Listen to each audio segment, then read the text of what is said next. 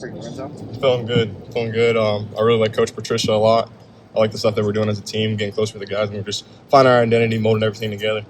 What do you like about Coach Patricia? I don't know if you just saw over there. I was just talking to Coach Patricia, just trying to connect. He's trying to teach me the game. His 30 years experience. So, it's just refreshing to have a coach who just spends a lot of time with his players and really cares about them. Does it feel like, you obviously had a role last year, but Yep. This is your chance to be a starter now. Does this feel like your time to really, embrace that role and be the full, leader here? I'm just trying to be always a player on the rise, continually getting better every single day. It's the spring right now, so I still got to just keep going and trying to get better. But I think if I continue to get better, continue to be a guy on the rise, my season will turn out the way I want it to. So what kind of things have you learned from Coach Patricia? You mentioned, spending time with him, but what are some of the things you picked up in the short time you've had with him? Yeah, so I was just talking to him over there right now, and we were just talking about different things like using feints or using one-hand, two-hand jams, understanding the coverage, things like in tempo, like how just timing up my blitz, because we're on a set snap, just different things like that. So he just has a lot of ball knowledge. So we're just talking ball. You said, what does it mean to always be a guy on the rise? Can you expand on that? You're continually getting better. We have guys who've been starters here for a couple of years. We have guys who haven't really played that much, or guys in the middle, and even no matter where you're at on that spectrum, you still always have to continue getting better, continue honing your skills, because staying average is going to get you beat. As you're getting ready for that nickel role of this defense, Jordan obviously last year played, and you did too, some deeper coverages, some safety responsibilities. How are you working to diversify your game and maybe be able to roll back deep and do some of that stuff? I already had an understanding from last year, because being Jordan's backup last year, I was doing some of the same things. But honestly, with the new defense, I'm just trying to learn what that looks like. Again, with Coach Guerrero, he's a great teacher as well, always in there with Coach Walt, and all of us helping us learn. And then, we're practicing. Then I also do some drills after practice too, just to hone my skill set. Where have you grown the most, do you think, over this last year or so? I just think it's really honestly understanding the game, understanding what my assignment is, how to win to my assignment, just understanding the spacing on the field. Continue to still get better on that, but understand the space on the field, where to win at, and where they want to get the ball to, just by the formation, setup, splits, things like that. What have your impressions been of Devin Sanchez so far through camp? Obviously, he's highly touted recruit, but what have you seen on the field? He definitely, the skill set's all there, all the tools that you want in a player like that, they're all there, and he's been showing it here at practice as well. Being in a new system, he's still learning every single day, just how I would say all of us are. So he's still learning every single day, and he's still a guy on the rise. It's not just him, but obviously there's younger players that you can help out. And what are some of the things that you try to pass on to them about the things you've learned and the things you've seen? Obviously, playing a couple different programs, things like that. Yeah, I've been in a couple different programs, and I've been playing the game for a while. So I've seen some of the best players, some what a routine looks like. So helping guys build that routine, showing them, I think just the best way, showing is how you operate, asking them to come along, telling them what I'm seeing, and just breaking down really how to watch film, how to take care of your body, how to work hard, things like that. You and Sonny are both seniors this year. Yep. Has that sunk in for you guys yet? How does that feel? It feels good. I know Sonny's on his own journey. I'm on my own journey.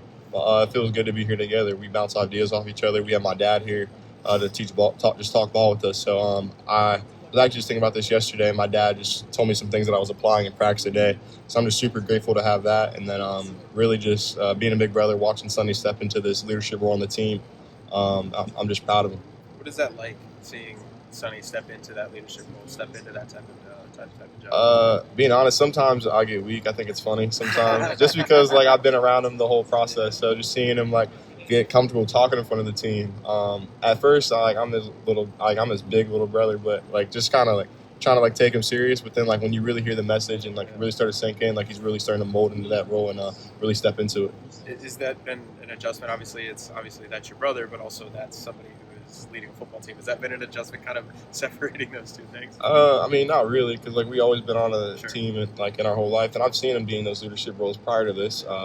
He was stepping into it already last year, but we had 8 guys on the defense leave, so now he has to really just elevate that. But not really. I've been seeing him. I knew he was going to mold in this for a while now. So what makes him a good leader? I think he just knows how to talk to different players. Different players require different approaches. Some players you can rip them a little bit. Some guys you might need to pull them to the side. Some guys might need they have some off the field things that he just can give some insight to. It just depends on the guy. Just being able to relate to each individual player and see them as a person, connect. I think that helps build trust with him as a leader. Hey, Lorenzo, I was watching an interview with Lathan Ransom recently. He called you the most confident guy in the world. Yeah. What do you think he meant by that? When I came here, I was 7th on the depth chart. Like I was nowhere where I needed to be at. But I always knew like you got to have that confidence to be able to play DB here at a high level. And I think it's just going to show. I'm excited to go out here and ball this year. So you got to be a little delusional.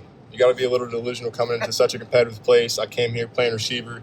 And I think I want to show my boy Lay that I wasn't delusional. So I'm going to put it all together this year. But I've always just been a guy who's still talking trash, still, even when I might not have it all together yet, just still trying to get better every day.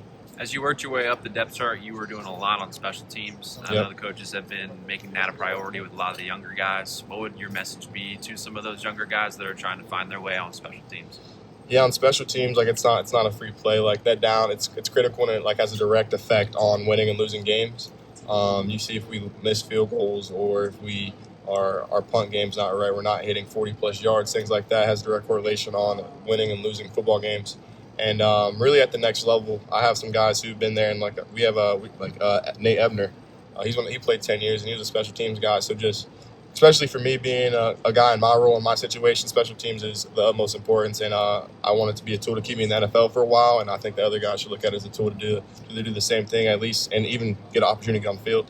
Do you hope to still do or be a part of the kick return unit as the returner? I'm trying to get back there and return some kicks for sure.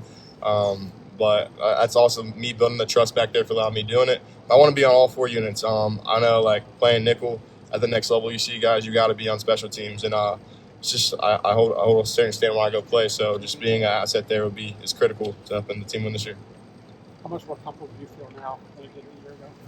I mean, I don't know. I've been getting comfortable. I felt comfortable playing for a while now, if I'm being honest. We had guys in front of me who were good football players, but to me, it wasn't really about that. Just continue to get on the rise. I feel like my skill sets are getting better, my game's getting better, and as long as I'm playing football, I still want to keep getting better. Give me your impressions of Jermaine Matthews. Jermaine's a ball player. He's an energy giver.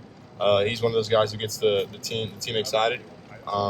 He's talking a lot of trash. He has the cool sellies, everything like that. But I think he's starting to really. I've been with him since he first came in, so I've been seeing him mature, grow into more of a leadership role, and really just he's continuing. He's a guy on the rise too, getting better every single day. He's not talented. He's a talented football player. Yeah, I think he has a chance to have a great year this year. Lorenzo, who's really made a move, you think, in the spring, first half of the spring, that's caught your eye? I want to give a shout out to my guy Malik Harford, but I don't really think it was just this spring. Like in the offseason, the winter offseason, he was going real hard. We have this thing where you grade out champion, and he holds himself to a high standard. And he did that. And then it's just translating to the field. That's who I've been watching a lot of my film with. I've been seeing him apply it to the field, and he's getting better every day. Yeah, I was going to say, you see a Lathan Ransom leave, you go, who's going to step into that spot? You know what I mean? Yeah. That's the evolution of football. I was about to say, this is Ohio State too, so I mean, I know Lathan was a great player. Don't get me wrong, but they're kicking the ball off in Ohio State, and their standard's the standard. So we got to have players who can make plays. Who do you like? Who's making, nickelback, whatever? Who's making some strides in that realm? Miles Lockhart is enjoying the competition, but how would you describe it? I mean, we have a lot of guys. Position flexibility is a big thing here, so we put a bunch of different guys in that position. So I think Bryce West has been playing well, and then I think Miles is coming along too. But I think the biggest thing for all of us is just really getting them to understand the defense, getting them to know what they're doing, and they all have the skill set. So really, as that mental part develops, the physical's already there. So just putting it all together, and they have the chance to be really good players here. When a guy like David Sanchez walks in, 5-star, one of the top players in the country, is there an initiation process with players anymore?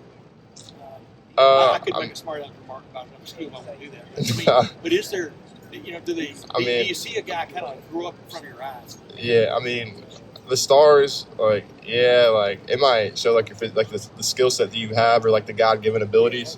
But what I want to say about Devin is just the type of person he is. He's a real good guy.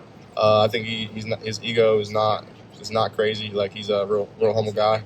And then he's trying to get better every single day. The stars and all that really don't matter. There's not really an initiation process. You come here, you're a freshman. You got your black stripe on. You got to earn your way. And I think that's gaining your teammates' trust and gaining the trust in your coaches.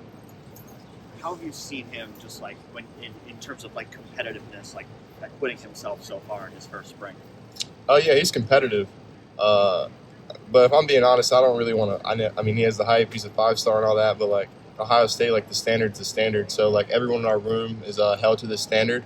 And I think he's getting there, meeting that standard. Like he's getting better every single day. He has to continually get better. But the traits that you want and the thing about effort, going hard, being a competitor, all those things that are not the technique, not the football part, he has that there. And I think when everything else comes along, he's going to be a great player as well. How has that standard helped you personally going into your third year now of kind of your development over the last couple of years? I mean, yeah, I was challenged. I mean, it's either sink or swim. I had guys in front of me. I had to make a choice. Like, do I want to continue to get better every single day or just be complacent? I could just sit here and be like, okay, like this is just my situation, or try to find a way. So, I mean, I made a way on the field, and that was my goal. I had to go hard. I had to do certain things. I had to go on special teams, and those things I weren't doing before necessarily in my freshman year, playing on those special teams, or I don't know, trying to learn nickelback. I came here to play corner. I'm out here playing nickelback, so it's sink or swim. So I think I did that. Now it's the time just to take it to another level and continue to get better. You mentioned Last confidence earlier and said you have to be a little bit delusional. Yeah. Is it important to have that confidence even before maybe you have everything figured out at a new position or at a new I mean, clearly, I would never play it if I didn't. I would have never played if I didn't. I came here to play corner. We have a bunch of guys here at corner. Now I'm trying to get at nickel. We have a dude starting at nickel. I want to play. I have to get in on the third down package. I have to go do this on special teams. I haven't done something on special teams. So, like, yeah, you got to be a little delusional. All right, Lorenzo, thank you. Thanks, Thank you.